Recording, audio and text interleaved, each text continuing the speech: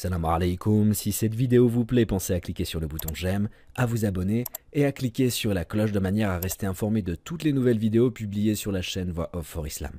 Et pour finir, je vous invite sur notre site web voixofforislam.fr. Vous êtes les bienvenus. A tout de suite, Inch'Allah.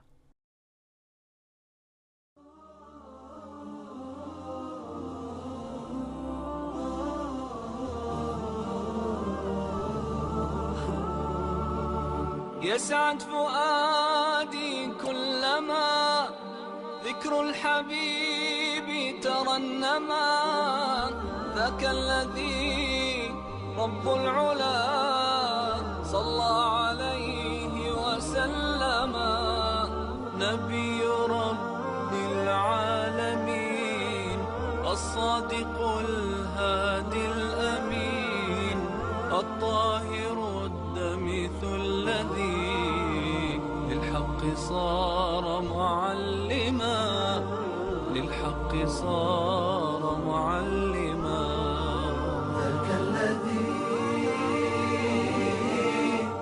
رب العلا صلى عليه وسلم صلى عليه وسلم.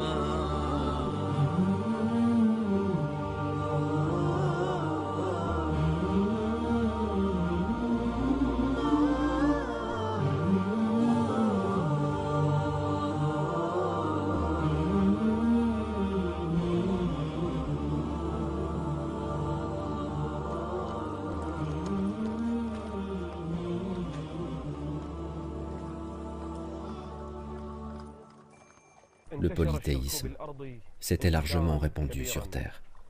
On adorait des idoles. On adorait des idoles en dehors d'Allah. On tournait autour d'elles en signe d'adoration. On abattait des animaux pour autre qu'Allah, le puissant et le majestueux. On invoquait autre qu'Allah, le majestueux et le très-haut. On demandait le soutien d'autre qu'Allah. Les diables s'étaient établis sur terre et s'étaient élevés au ciel. Ces diables s'installaient au ciel afin d'écouter ce qu'ils s'y disaient. Ils écoutaient ce que disaient les anges et ensuite œuvraient avec les sorciers, les devins et les voyants. Ceci afin que les gens renoncent à leur religion et afin qu'ils se détournent de leur foi envers leur Seigneur, le majestueux, le Très-Haut. C'était le moment le plus propice pour les diables sur terre et pour ceux dans le ciel. Mais une chose mystérieuse se produisit, sur terre et dans le ciel. Ce sont les diables et les djinns qui leur racontèrent. Ils dirent, comme Allah le dit dans le Coran,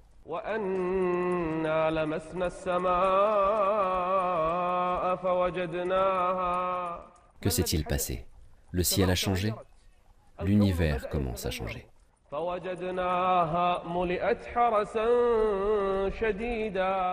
Le ciel s'était rempli d'anges qui le gardaient. Une chose importante allait se produire sur terre. La terre allait connaître un événement qui allait changer le cours de l'histoire, changer le cours de l'histoire de l'humanité.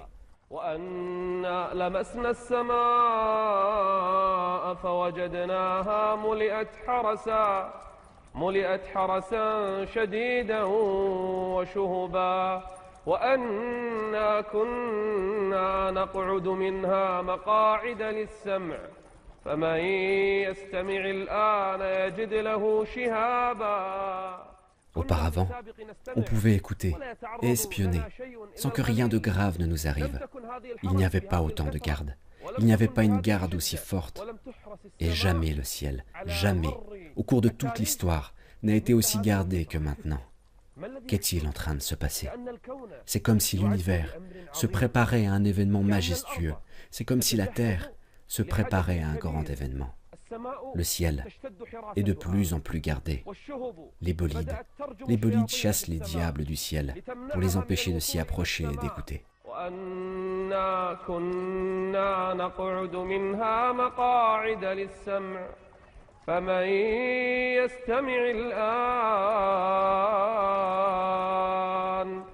فمن يستمع الآن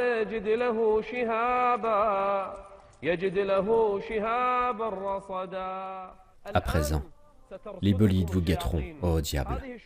Certes, ils vous guetteront. Ils vous chasseront de ce ciel. Ils vous chasseront de ce ciel embelli d'étoiles. À présent, Ces bolides garderont ce ciel. Les diables commençaient à s'enfuir du ciel.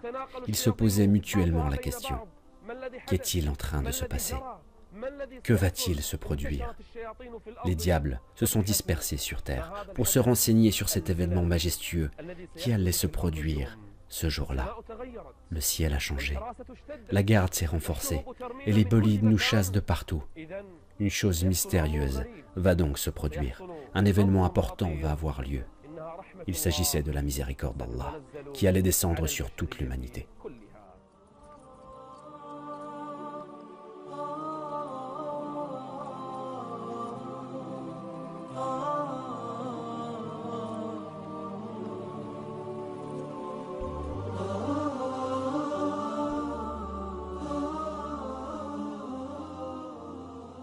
Des choses mystérieuses commencèrent à arriver au messager d'Allah, miséricorde et salut d'Allah sur lui ainsi que sur sa famille. Par exemple, quand il dormait, il avait une vision. C'était semblable à un rêve, mais c'était une vision. Et lorsqu'il se réveillait le lendemain, il la voyait se réaliser comme il l'avait vue dans son sommeil. C'était une chose surprenante. Et cela peut arriver une fois, cela peut arriver 2 fois. Mais avec le messager d'Allah, cela se répétait souvent. Miséricorde et salut d'Allah sur lui ainsi que sur sa famille. Pourquoi? Pour qu'il se prépare à un événement majestueux. Il verra des choses encore plus mystérieuses, encore plus majestueuses. Ces visions le préparaient. Miséricorde et salut d'Allah sur lui ainsi que sur sa famille. Ainsi commença la première étape de la vie de notre prophète. Une vie pleine de miracles, une vie de changement. Les lois de l'univers changeront pour toi, ô messager d'Allah. Après ceci, d'autres choses changèrent de plus en plus. Par moments, il s'éloignait des gens pour faire ses besoins ou d'autres choses. Et en marchant, seul dans le désert, il entendait les pierres le saluer. Allah est le plus grand. Les pierres te saluent, ô messager d'Allah. Même les choses inanimées connaissaient sa valeur. Miséricorde et salut d'Allah sur lui. Les rochers qui glorifient Allah, le majestueux et le Très-Haut, connaissaient la valeur de son prophète Mohammed, miséricorde et salut d'Allah sur lui ainsi que sur sa famille, et ils le saluaient.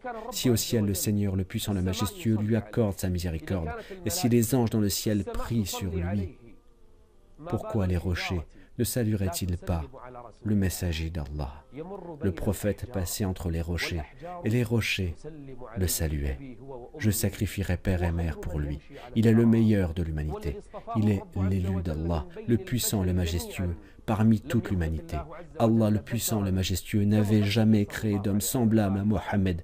Miséricorde et salut d'Allah sur lui. Et il n'y a pas que ça. Il n'aimait pas le polythéisme et ses partisans. Il n'acceptait pas de voir les gens commettre ces actes blâmables, ces turpitudes et ces associations. Il s'isolait des gens et se réfugiait dans une grotte nommée la grotte de Hira. Il y restait jour et nuit. Que faisait-il? Allah est le plus savant.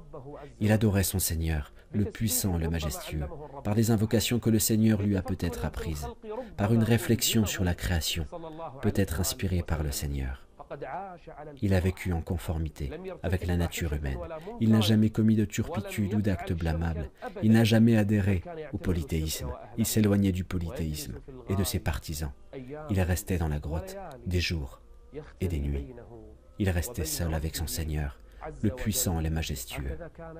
Ainsi étaient les débuts du changement de la vie du messager d'Allah. Miséricorde et salut d'Allah sur lui, ainsi que sur sa famille.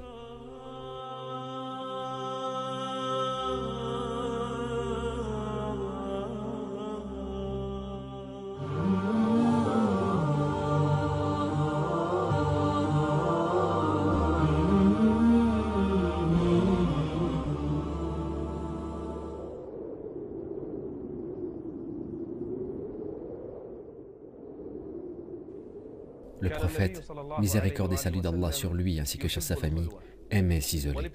Il aimait s'isoler et s'éloigner du polythéisme et de ses adhérents. Chaque année, il passait un mois entier dans la grotte appelée la grotte de Hira. Il grimpait sur le mont. Il grimpait sur le mont et s'asseyait dans la grotte pour adorer son Seigneur, le majestueux et le Très-Haut. Qui lui apportait la nourriture? C'est sa femme, Khadija, qu'Allah soit satisfait d'elle. Elle lui amenait des provisions, de l'eau et de la nourriture. Et parfois, des pauvres passaient près de lui, et il leur donnait un peu de sa nourriture. Qu'est-ce que le prophète faisait? Miséricorde et salut d'Allah sur lui ainsi que sur sa famille. Jusque-là, la révélation divine n'était pas encore descendue et la mission n'avait pas commencé. Il n'y avait pas encore de Coran à lire, ni de prière à accomplir. Mais il méditait la création d'Allah, le majestueux et le Très-Haut.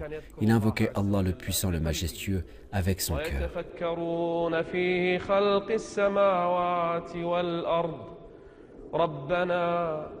ربنا ما خلقت هذا باطلا سبحانك فقنا عذاب النار. Que faisait le prophète dans cette grotte? Miséricorde et salut d'Allah sur lui. C'est un secret entre lui et son Seigneur. Et quel beau moment! Quel beau moment que celui où le serviteur s'isole avec Allah. Chaque année, il consacrait un mois pour s'approvisionner en matière de foi, de confiance en son Seigneur, le majestueux, le Très-Haut, et d'unicité. Le prophète, miséricorde et salut d'Allah sur lui ainsi que sur sa famille, n'a jamais accepté le polythéisme et ses partisans. Il prenait goût à s'éloigner du polythéisme et de ses adhérents, et à s'installer dans un endroit déserté et sombre, mais illuminé par la méditation sur la création d'Allah, par l'invocation d'Allah, même si ce n'était que par le cœur.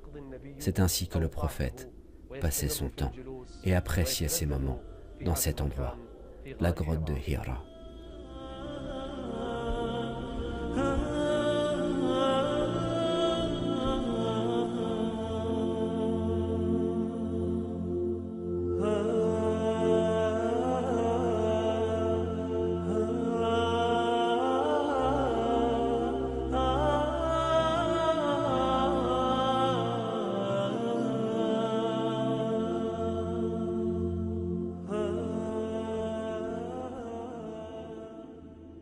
Un jour, alors que le prophète, miséricorde et salut d'Allah sur lui ainsi que sur sa famille, était âgé de 40 ans, et alors qu'il adorait Allah, le puissant et le majestueux, dans cette grotte, quelqu'un entra, et le prophète vit quelque chose de mystérieux.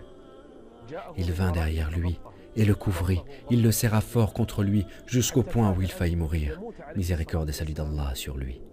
Puis lui dit, « Lis ». Il répondit, « Je ne sais pas lire ».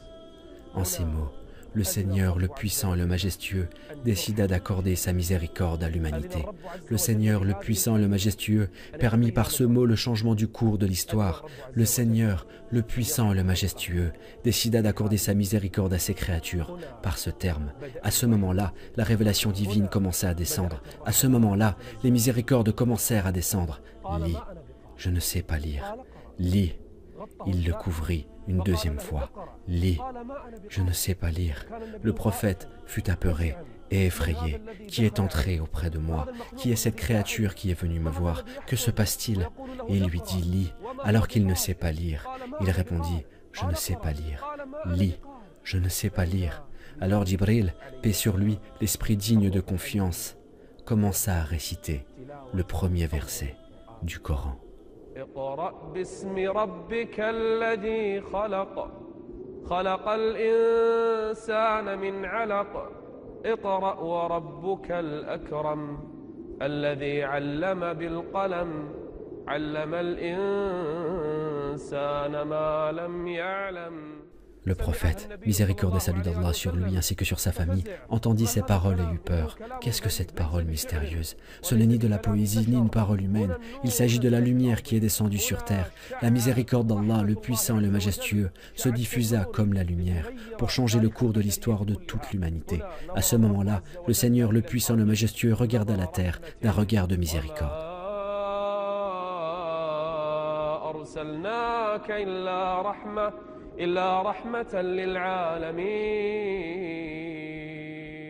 Allah est le plus grand, le jour où le Seigneur, le puissant et le majestueux, autorisa la descente de la révélation à l'humanité.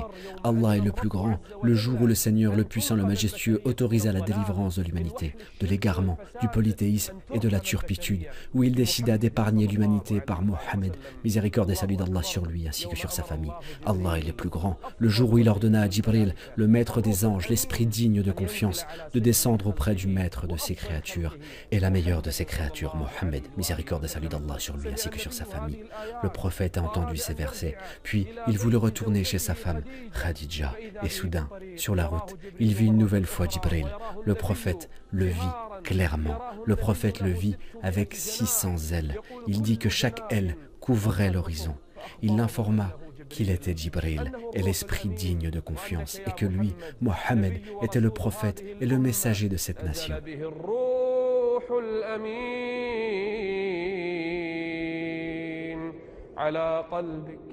على قلبك لتكون من المنذرين بلسان عربي مبين. Ceci représentait les meilleurs moments de l'histoire de cette nation, voire de l'histoire de toute l'humanité. Allah regarda les habitants de la terre et les haït tous, arabes et non arabes, à l'exception de quelques gens du livre. Mais à ce moment, le Seigneur, le puissant et le majestueux, autorisa que soient guidés ces gens qui se sont noyés dans le polythéisme. Quel beau moment, quelles heures joyeuses, ce jour où le maître des anges et le maître des humains se rencontrèrent, et pour la première fois, il l'entendit de lui fraîchement et de manière surprenante, de la part de son Seigneur, le puissant et le majestueux. Pour certains, ceci se déroula pendant le mois de Ramadan, et pour d'autres, il s'agissait d'un autre mois. En tout cas, à ce moment-là, la révélation divine commença. Le Coran commença à descendre, et ce fit les premiers versets descendus. Le prophète les entendit et se précipita vers la maison de Khadija.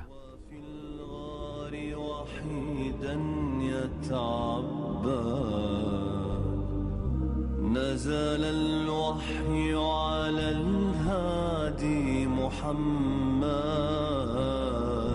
وهو في الغار وحيدا يتعبد حينها ناداه جبريل بإقرأ وبها قد سطع الدين الممجد حينها ناداه جبريل بإقرأ وبها قد سطع الدين الممجد.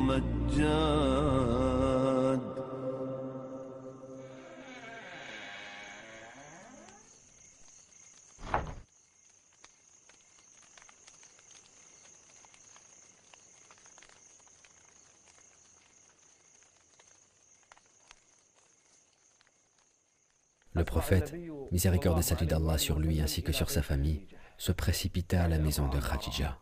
Après tout ce qu'il vit, effrayé et inquiet, qu'a-t-il vu? À qui se confia-t-il? À Khadija. Elle était sa femme, elle était sa compagne de route. Il lui raconta ce qu'il vit. Elle lui dit, « Informe-moi, ô Abou el-Qasim, qu'as-tu vu? Que s'est-il passé ?» Alors le prophète lui raconta l'histoire. Il lui raconta ce qu'il vit. Elle avait déjà été informée, avant ceci, qu'il serait probablement le prophète de cette nation. Quand il l'informa de la nouvelle, elle dit, « Réjouis-toi, ô Abou el-Qasim, réjouis-toi, Allah ne te délaissera pas. Tu préserves les liens familiaux, tu accordes l'hospitalité à l'étranger, tu prends en charge les délaissés et tu aides à surmonter les grands événements. Réjouis-toi, Allah ne te délaissera pas. » Après qu'il se soit calmé, elle lui dit, « Que penses-tu d'aller chez l'un de mes cousins ?» Waraqat ibn Nawfal. C'était un vieil homme devenu aveugle. Il avait étudié l'Évangile, la Torah et le savoir des gens du livre. Il s'agissait d'un homme de science. Et il avait déjà annoncé à Khadija, quelque temps avant ceci, que cette époque était celle de l'apparition d'un prophète et qu'il souhaitait que ce soit Mohammed. Il lui avait déjà annoncé avant cela. Et Khadija se rappela de la parole de Waraqat ibn Nawfal. Alors, elle emmena son époux, son bien-aimé Mohammed, miséricorde et salut d'Allah sur lui ainsi que sur sa famille. Après avoir été angoissée de ce qu'il vit, après que ce qu'il vit l'ait effrayé, elle alla avec lui chez Waraqat. Elle dit, « Oh mon cousin, écoute le fils de ton frère, écoute ce qu'il a à dire. » Il dit, « Dis-moi tout ce que tu as vu, oh Mohammed. » Le prophète raconta alors ce qu'il vit dans la grotte, ce qui lui était arrivé dans la grotte et ce qu'il vit en rentrant à la maison de Khadija, tout ce qu'il vit dans les détails. Waraqat lui dit alors, « Réjouis-toi, ô Mohammed, ceci est le Namous, c'est-à-dire l'ange qui est descendu auprès de Moussa. Il s'agit du même, l'ange qui est descendu auprès de Moussa est maintenant descendu auprès de toi. » Auprès de qui est-il descendu? Auprès du dernier des prophètes et du maître des envoyés, Mohammed, miséricorde et salut d'Allah sur lui ainsi que sur sa famille. À ce moment, le prophète accueillait les nouvelles, et ce ne sont pas des nouvelles faciles à entendre. Il est vrai qu'il fut préparé et formé pour cela, mais il s'agissait d'une information importante. On lui a dit de manière inattendue, « Tu es le prophète de cette nation. » Ce n'est pas facile. Puis Waraqat, alors âgé, lui dit, « Si seulement je pourrais être encore un jeune homme, si seulement j'aurais pu être jeune, au moment où ton peuple te chassera, je t'aurais apporté un soutien considérable. » Alors, le prophète s'étonna. « Comment? Quand ton peuple te chassera? Mais pourquoi me chasserait-il? Je suis le véridique, le digne de confiance. Tous les gens m'apprécient. Je suis fils des nobles de ce peuple. Pourquoi mon peuple me chasserait-il? Que leur ai-je fait? » Waraqat lui dit, afin de le préparer à cet événement, « Il n'y a pas un homme qui se soit présenté avec une chose semblable à ce que tu apportes. » Waraqat connaissait le savoir des gens du livre. Il connaissait les histoires des prophètes. Il n'y a pas un homme qui se soit présenté avec une chose semblable à ce que tu apportes, sans qu'il se fasse des ennemis. وكذلك جعلنا لكل نبي عدوا من المجرمين. Chaque prophète eut un ennemi parmi les criminels, parmi les tyrans, parmi les mécréants. وكذلك جعلنا لكل نبي عدوا من المجرمين وكفى بربك هاديا ونصيرا. Qui soutient les prophètes et les messagers, si ce n'est Allah, le puissant, le majestueux? Sois rassuré, ô Mohammed, le Seigneur, le majestueux, le Très-Haut te soutiendra. ننصر رسلنا والذين آمنوا في الحياة الدنيا ويوم يقوم الأشهاد. Le prophète eut alors l'information. Ce qu'il vit n'était ni de la nature des djinns, ni une vision provenant du diable. Ce n'était pas non plus des hallucinations ou des rêves. Ô Mohammed, sache que, dès aujourd'hui, tu es le prophète de cette nation. C'est une lourde nouvelle et une lourde responsabilité. Ce n'est pas facile à concevoir. On informa inopinément une personne qu'elle est le prophète de cette nation et que ce qu'elle a entendu est une révélation de son Seigneur, le majestueux et le Très-Haut. Khadija voulait s'assurer que ce qu'il voyait était bien un ange parmi d'autres. Un jour, elle demanda au prophète, son époux, miséricorde et salut d'Allah sur lui ainsi que sur sa famille, « Vois-tu encore cette chose qui se présente à toi ?» « Oui, je le vois. Si tu le vois, tiens-moi informé. » Jibril se présenta auprès du prophète alors qu'il était assis près de Khadija. Il dit, « Il est venu. » Alors elle lui dit, « Assieds-toi à ma gauche. » Et il s'assit à sa gauche. « Je le vois encore. »« Assieds-toi à ma droite. » Je le vois encore. « Assieds-toi devant moi. » Je le vois encore. Et elle dit, après avoir ôté son voile, « Le vois-tu encore ?»« Non, par Allah, je ne le vois plus. » Elle dit alors, « Réjouis-toi.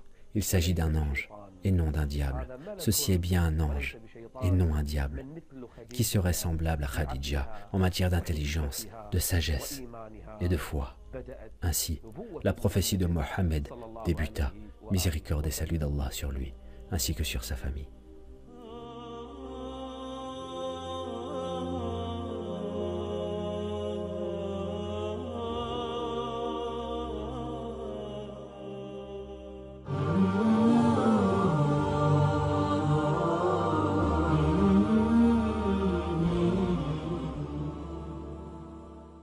Le prophète continua à se rendre à la grotte de Hira, miséricorde et salut d'Allah sur lui ainsi que sur sa famille, pour adorer son Seigneur, le puissant et le majestueux. Il raconta qu'une fois, alors qu'il revenait chez lui, il marchait seul sur le chemin, et soudain, il entendit un appel. « Oh Mohammed !» Il dit, « J'ai regardé à ma droite, et je n'ai vu personne. J'ai regardé à ma gauche, et je n'ai vu personne. J'ai regardé devant et derrière, mais je n'ai vu personne. » Gloire à Allah. Le prophète était seul à cet endroit, et une voix l'appelait par son nom. « Qui m'appelle ?» Le prophète, miséricorde et salut d'Allah sur lui ainsi que sur sa famille, regarda vers le ciel, au-dessus de lui, et vit Jibril, paix sur lui, sous sa forme réelle. Il s'agit de Jibril, qui possède 600 ailes. Chacune d'entre elles couvre entièrement l'horizon. Il s'agit de Jibril, qui est descendu sur Ibrahim, Moussa, Isa, Zakaria, Yahya, Ismaïl et tous les autres prophètes. C'est Jibril lui-même, le confident de la révélation.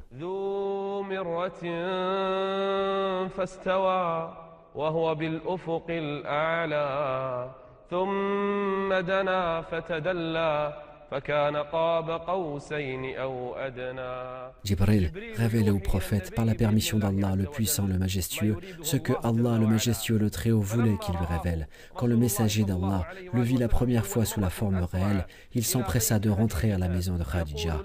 Il dit « Enveloppez-moi, enveloppez-moi, couvrez-moi, couvrez-moi ». Le Seigneur, le puissant, le majestueux révéla alors قم فأنذر وربك فكبر وثيابك فطهر والرجز فاهجر ولا تمنن تستكثر ولربك فاصبر. Allah le majestueux, le Très-Haut l'a appelé, le revêtu d'un manteau. Il l'a aussi appelé l'enveloppé, en considérant l'état dans lequel il était à cet instant. Miséricorde et salut d'Allah sur lui ainsi que sur sa famille.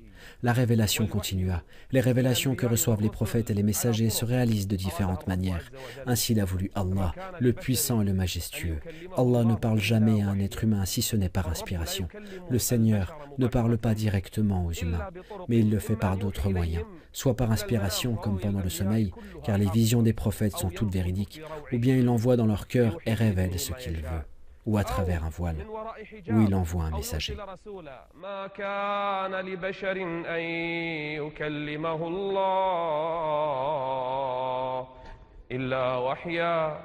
إلا وحيا أو من وراء حجاب أو يرسل رسولا فيوحي بإذنه ما يشاء.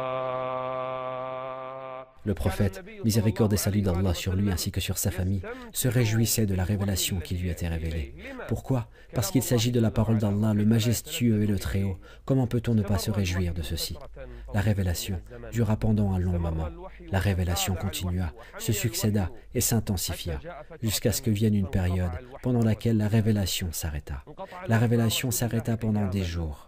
Le prophète, miséricorde et salut d'Allah sur lui ainsi que sur sa famille, au départ, ceux qui étaient autour de lui entendaient ce qui lui arrivait, et certains le croyaient alors que d'autres restaient incrédules. Un jour, une femme est venue pour se moquer du prophète, miséricorde et salut d'Allah sur lui ainsi que sur sa famille. Elle lui dit « Où est ton diable qui descend auprès de toi ?» De qui se moque-t-elle? Elle se moquait de Jibril, paix sur lui. Jibril, qui renversa toute une nation avec le bout de son aile. Jibril, qui anéantit avec un seul cri toute une nation. Jibril, le maître des anges. Cette femme disait « Où est ton diable ?» Je pense tout simplement qu'il t'a abandonné. Alors, le prophète attendit un jour, 2 jours, 3 jours, 4 jours. Il attendait Jibril, mais Jibril, paix sur lui, ne descendit pas. Alors le prophète subit une grande inquiétude, miséricorde et salut d'Allah sur lui. Il subit une grande inquiétude parce que Jibril n'était pas descendu. Il prenait plaisir à recevoir la révélation d'Allah, le puissant et le majestueux. Puis, des versets du Coran descendirent pour rassurer le cœur du prophète, miséricorde et salut d'Allah sur lui ainsi que sur sa famille. Le Seigneur jura.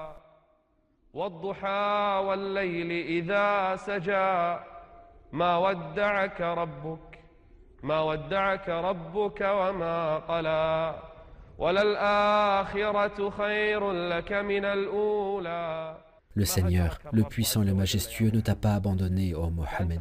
Tu es le meilleur des humains, le maître des prophètes, le maître des fils d'Adam. Tu es le maître des premiers et des derniers. Comment le Seigneur, le puissant, le majestueux, t'abandonnerait-il?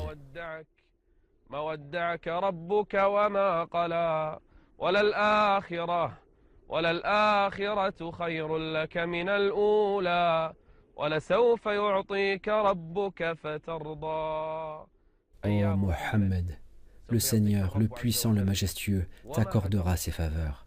Il ne t'a pas abandonné. Si la révélation s'était arrêtée pendant cette période, c'était pour une sagesse qu'Allah connaissait. C'est ainsi que le prophète, miséricorde et salut d'Allah sur lui ainsi que sur sa famille, prenait plaisir à recevoir la révélation transmise par Jibril de la parole de son Seigneur, le puissant et le majestueux.